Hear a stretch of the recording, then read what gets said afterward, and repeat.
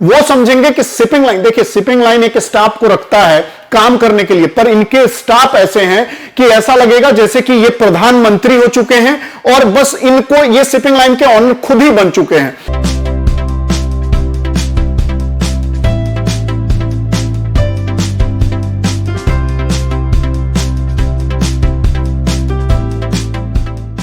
ये जो आप देख रहे हैं ये सारे शिपिंग लाइंस हैं और शिपिंग लाइन से सिक्योरिटी से जुड़ा हुआ ये मुद्दा है, जो ये सिक्योरिटी डिपॉजिट लेते हैं आपके कंटेनर आने से पहले। तो यदि आप एक सीएचए हैं, यदि एक फ्रेट फॉरवर्डर है, यदि एक आप इंपोर्टर है, तो यह आपसे जुड़ा हुआ वीडियो है। अगर आप लोग इस पे ध्यान नहीं देंगे तो जिस हिसाब से देखिए आज का जो सिचुएशन है, एक इंपोर्टर किस सिचुएशन में इंपोर्ट कर रहा है सबको पता है। शिपिंग लाइन के फ्रेट बढ़े हुए हैं, कंटेनर नहीं मिल रहे हैं, बहुत ज्यादा परेशान है। इस जो शिपिंग लाइन का जो रवैया है सिक्योरिटी को लेकर के, उसके कारण मैं आपको बता दूं बहुत सीएचए भी परेशान है, बहुत से लोग परेशान हैं, बहुत से इंपोर्टर परेशान हैं। तो ये जो प्रोसेस है आज हम इस पे बात करने वाले हैं।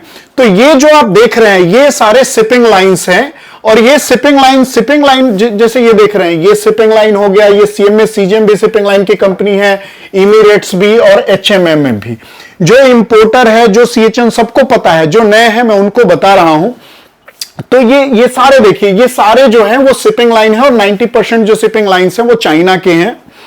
इनका एक एसोसिएशन है, कंटेनर शिपिंग एसोसिएशन।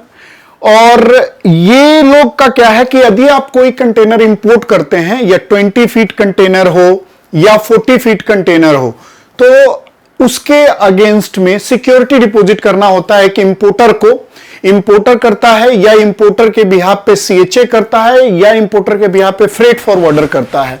उसमें क्या होता है कि अगर 20 फीट कंटेनर है तो 20,000 और 40 फीट कंटेनर है तो 40,000। ऐसे करके आप एक बात जान लीजिए कि ये लोग एक साल में करोड़ों रुपए सिक्योरिटी डिपॉजिट के नाम पे लेते हैं। उसमें से इनका इतना लेंदी प्रोसेस है इसको वापस लेने का कि यदि आप रिफंड अप्लाई किए हैं तो ऐसा ये लोग कहते हैं कि विद इन 30 डेज आपको मिल जाएगा। लेकिन लॉकडाउन के बाद से मैं आपको बता दूं बहुत से शिपिंग लाइन फुल फंक्शनल नहीं है और उनका एक ही जवाब होता है कि सर अभी हमारे पास स्टाफ नहीं है, स्टाफ की कमी है। उसके कारण क्या हो रहा है, इंपोर्टर परेशान है। आप बिलीव कीजिए अभी का जो सिचुएशन है वो बिल्कुल जग जाहिर है कि एक इंपोर्टर को कितना परेशानी उठाना पड़ रहा है, कि बहुत ज्यादा प्रॉब्लम है। हर जगह कंटेनर नहीं मिल रहा है, कंटेनर मिल रहे हैं। सोच लीजिए जो चाइना से कंटेनर $600 का आता था आज $3200 से $4000 चल रहा है, थोड़ा सा भी कम हुआ है, ये 4000 से अब थोड़ा कम हुआ है। सोच लीजिए कि इतना बड़ा डिफरेंस आ गया है। एक इंपोर्टर को जो 1.5 लाख रुपए कंटेनर का शिपिंग पड़ता था आज 2.5 से 4 लाख रुपए पड़ रहा है। तो इतना बड़ा गैप होने के बावजूद एक शिपिंग लाइन का मार। दूसरा चीज क्या है कि केवाईसी जो है एक बार होना चाहिए, वो 2-3 साल के लिए वैलिड होना चाहिए या 5 साल के लिए वैलिड होना चाहिए। तो हर पेपर में बहुत सारे शिपिंग लाइन जो है हर पेपर में ये केवाईसी के लिए रोएंगे। उसके बाद अगर गलती से भी, देखिए अभी का सिचुएशन जो है, मैं अभी हैपेक की बात आपको करूं, हैपेक लोएड की, तो इन्होंने सिक्योरिटी भी जमा कर लिया हुआ है, सिक्योरिटी भी जमा कर लिया है। और इनसे रिसिप्ट देके पूछो तो एक इन्हीं का डिपार्टमेंट रिप्लाई करता है कि जी डिपॉजिट हो चुका है, एक इनका कह रहा है कि जी मिसमैच है। तो ये बहुत ही, और ये एक ही के साथ नहीं है, मैं आपको डबल ओसीएल की भी बात कहूं, डबल ओसीएल हो गया, ये एपीएल का भी सेम है, सीएमएस सीजीएम का 1 साल से अप्लाई किया हुआ है, सिक्योरिटी नहीं आ रहा है। इमिरेट्स के साथ तो इसका मतलब कंटेनर तक डूब गए, ये लोग जिम्मेवारी नहीं लेते हैं बिल्कुल। उसके बाद में हर शिपिंग लाइन का अगर देखा जाए, जो भी शिपिंग लाइन है, डबल ओसीएल का वही हाल है। इनके स्टाफों से मैं इतना परेशान हूं कि मेल कर करके मतलब हायर अथॉरिटी तक को मेल कर दिया, फिर भी इनको कोई सुनवाई नहीं होता है। तो जो शिपिंग लाइन का जो सिक्योरिटी का है, देखिए सिक्योरिटी लेना इनका अधिकार है। ये अपने कंटेनर को वो कर रहे हैं, सुरक्षा के लिए ले रहे हैं कि हाँ जी डैमेज हो जाए तो उसके अगेंस्ट ये पैसे काटेंगे, जबकि ये बॉन्ड भी लेते हैं। और मैं बता दूं 500 रुपए का बॉन्ड, बताओ 50 और 100 रुपए का बॉन्ड चलता था, अब ये लोग 500 का बॉन्ड कर दिए। उसके बाद भी उनसे भी अगर इनका दिल नहीं भरता है तो ये सिक्योरिटी ले तो लेंगे, देने के लिए इनके जो नखरे हैं ना, 50 तरह के पेपर आपसे मांगेंगे। और गलती से यदि आपका कोई रिसीविंग खो गया है तो इनके फिर से ड्रामे चालू हो जाएंगे। जी आप एफआईआर करो, एफआईआर करने के बाद मतलब बहुत सारा इतना प्रोसीजर बता देंगे कि वो होते होते टाइम लग जाएगा और सिक्योरिटी आते आते सालों लग जाएंगे। और कई इंपोर्टर मान लीजिए कि अगर कुछ हो गया तो वो इन झमेले में पड़ना नहीं चाहते और क्या होगा लास्ट में जाकर के इन हर शिपिंग लाइनों में सिक्योरिटी का अगर मुद्दा देखा जाए ना, करोड़ों रुपए ये लोग दबा के बैठे हुए सिक्योरिटी के नाम पे। और इनके ऊपर कार्रवाई होना बहुत जरूरी है कि जिस हिसाब से ये सिक्योरिटी लेते हैं और अपने कंटेनर के लिए कि हाँ जी हम सिक्योरिटी लेके प्रिक्योर कर रहे हैं कि हमारा कोई कंटेनर डैमेज हो तो हम इसमें से चार्ज काटेंगे। तो एक लॉ ऐसा होना चाहिए कि जो सिक्योरिटी इनको दिया गया है कि 15 दिन बाद ये रिफंड करने का, ऐसा ये लोग बोलते हैं कि जी 15 दिन के बाद जब कंटेनर, आप खाली कंटेनर हमारे यार्ड में भेज दोगे उसके 15 दिन के बाद क्या होगा कि आपको सिक्योरिटी हम दे देंगे। तो ऐसा कोई लॉ होना चाहिए कि अपने आप, जैसे हमें देखिए एक सीएचए को या एक इंपोर्टर को जितना प्रेशर होता है कि सिक्योरिटी जमा करना है, ठीक वैसे ही इनको प्रेशर होना चाहिए हर एक शिपिंग लाइन को कि 15 दिन बाद अगर कोई इनका कंटेनर डैमेज है तो ये वापस अपना डैमेज का पैसे काटे और पैसे काट करके जो बैलेंस है ये खुद ब खुद उस अकाउंट में रिफंड करे। क्योंकि ये प्रोसीजर जब डीओ लिया जाता है तो उस टाइम ये पूरा कर ले नहीं, लेकिन ये क्या करेंगे कि सिक्योरिटी देने के नाम पे आपसे इतने डॉक्यूमेंट मांगेंगे, इतने चक्कर लगवाएंगे। बहुत से सीएचए इतने परेशान हैं, मैं उसका क्या बताऊं आपसे। मैं रिक्वेस्ट करता हूं कि जितने भी सीएचए हमारे वीडियो देख रहे हैं, चाहे इंपोर्टर, प्लीज वीडियो को शेयर कीजिए और एकजुट होइए, नहीं तो ये लोग परेशान करते रहे। एक इंपोर्टर का 7 लाख 8 लाख का सिक्योरिटी फंसा हुआ है हर लाइन में और ये लोग दे के राजी नहीं होते। हर टाइम इनका बहाना, इनका जो स्टाफ है सिक्योरिटी डिपार्टमेंट में अपने आप को प्रधानमंत्री से कम नहीं समझेंगे। वो समझेंगे कि शिपिंग लाइन, देखिए शिपिंग लाइन एक स्टाफ को रखता है काम करने के लिए, पर इनके स्टाफ ऐसे हैं कि ऐसा लगेगा जैसे कि ये प्रधानमंत्री हो चुके हैं और बस इनको ये शिपिंग लाइन के ऑनर खुद ही बन चुके हैं।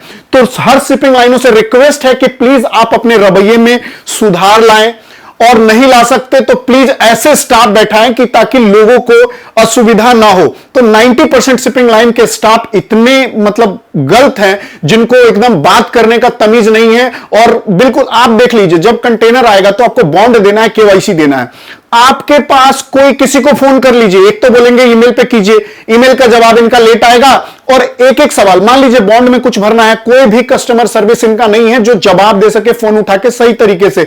90% शिपिंग लाइन के जो टोल फ्री नंबर है या जो नंबर दिया है बोर्ड लाइन नंबर है वो काम नहीं करते, खास करके कोविड में और ज्यादा काम नहीं कर रहे हैं।